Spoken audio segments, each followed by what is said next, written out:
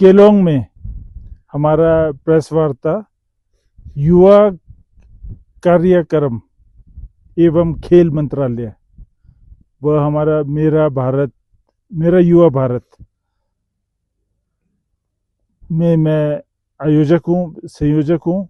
और जो कार्यक्रम है सरदार पटेल जी का, लौह पुरुष का, उनका हमने अभी उनके बारे में ये रखा हुआ है प्रेस कॉन्फ्रेंस। और मेरे साथ आज हमारे भारती मोंगरा जी, जो जिला युवा अधिकारी हैं, वो चर्चिपा जी हैं, वो मेरे साथ हैं। और मैं आपको खास तौर से बताना चाहूँगा कि आज हम सब एक ऐतिहासिक अवसर के साक्षी बन रहे हैं। वह हम आज इस प्रेस कॉन्फ्रेंस के माध्यम से सरदार वल्लभ भाई पटेल जी की 125वीं जयंती मनाने के लिए अपने क्षेत्र में सरदार 150 यूनिटी मार्च की शुरुआत कर रहे हैं।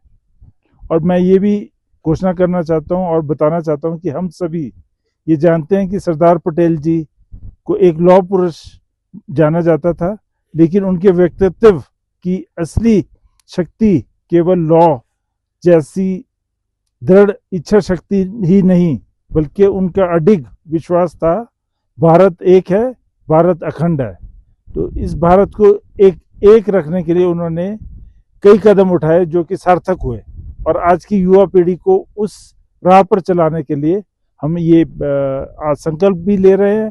और ये एकता का इस अभियान की शुरुआत 6 अक्टूबर के दिन केंद्रीय युवा कार्यक्रम एवं खेल मंत्री डॉक्टर मनसुख जी के हाथों द्वारा देश भर में डिजिटल फेज के माध्यम से शुरुआत हो चुका है, किया जा चुका है।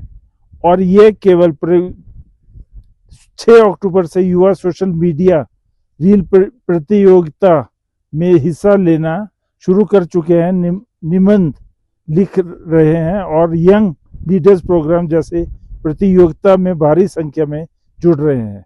केवल ये प्रतियोगिताएं ही नहीं, बल्कि ये सरदार पटेल जी के विचारों को हर दिल से जोड़ना और हर दिल तक पहुंचाने का हमारा एक संकल्प है।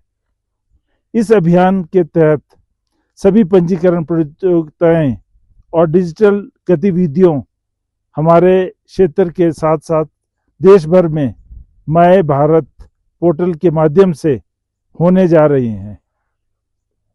और इसके साथ साथ मैं सभी दोस्तों को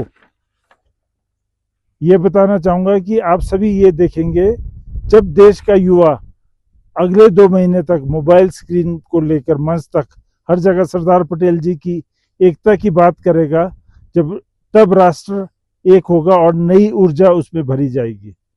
और 31 अक्टूबर से 25 नवंबर तक हमारे क्षेत्र में जिला स्तर के पद यात्राएं होने वाली हैं, उसमें भी भाग लेंगे। अपनी पद यात्राओं में हम योग और स्वास्थ्य शिविर लगाएंगे, व्याख्यान होंगे, वाद विवाद प्रतियोगिताएं होंगी, नशा मुक्त भारत का संकल्प लिया जाएगा और एक भारत का स्वच्छ निर्माण किया जाएगा। हम अपने क्षेत्र की संस्कृति का गौरव वहां पेश करेंगे जो कि एक भारत श्रेष्ठ भारत की भावना पेश करेगा। पद यात्रा से पहले हम जन जागरूकता के लिए तरह तरह के अभियान भी चलाएंगे। विकसित भारत बनाने की दिशा में मोदी सरकार की जो कल्याणकारी योजनाएं हैं, उनकी प्रदर्शनी, स्वच्छता अभियान हम पद यात्रा के रूट पर चलाएंगे। और इस पूरे अभियान में my Bharat, NCC cadets, NSS के स्वयंसेवक हमारा सहयोग करेंगे। इसमें स्कूल, कॉलेजों, विश्वविद्यालयों के बच्चे भी जुड़ेंगे। वह आम जनता हमारे भारतवर्ष की इसमें भाग लेगी।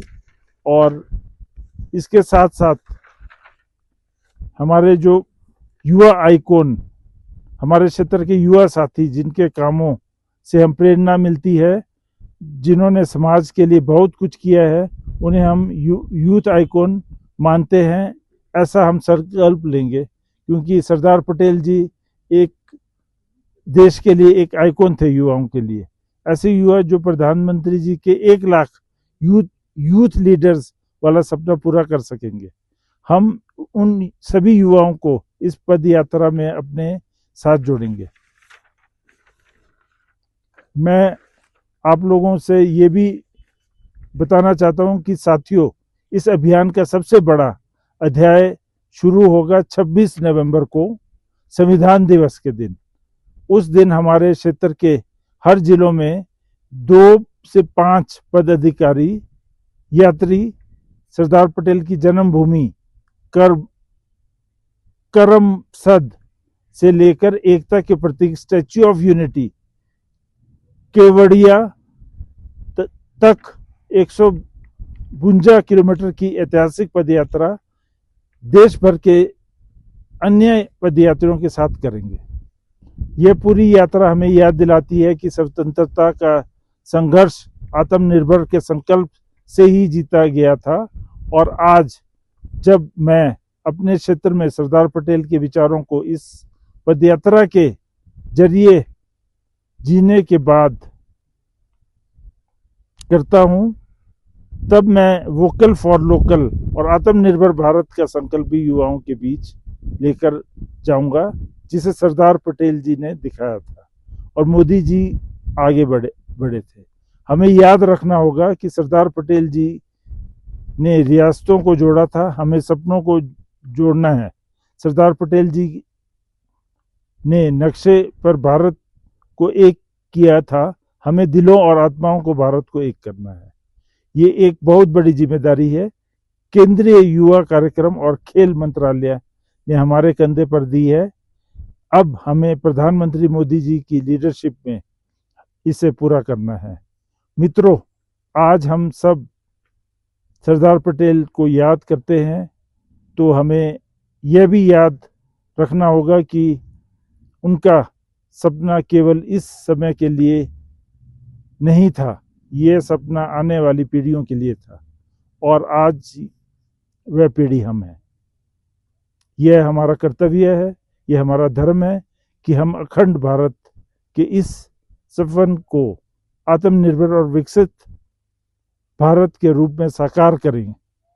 और इसमें मैं ये भी आज घोषणा करना चाहता हूं कि हमारे साथ सुश्री कंगना रनौत जी, जो एक आइकॉन भी है, हमारे मंडी पार्लियामेंट्री की सांसद है, वो भी हमारे साथ इस यात्रा में कदम से कदम मिलाकर भाग लेगी और इसका शुरुआत उद्घाटन करेगी।